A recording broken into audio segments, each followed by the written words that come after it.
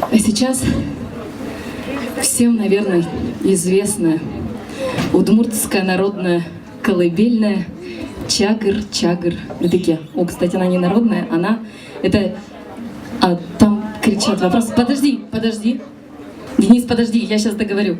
Это первая авторская песня на удмуртском языке. Вот, теперь можешь говорить. У нас вопрос. Барабанщик улыбается во время концерта? Честно, я не вижу со спины. У меня улыбка не сходит. Он говорит, что у него улыбка не сходит.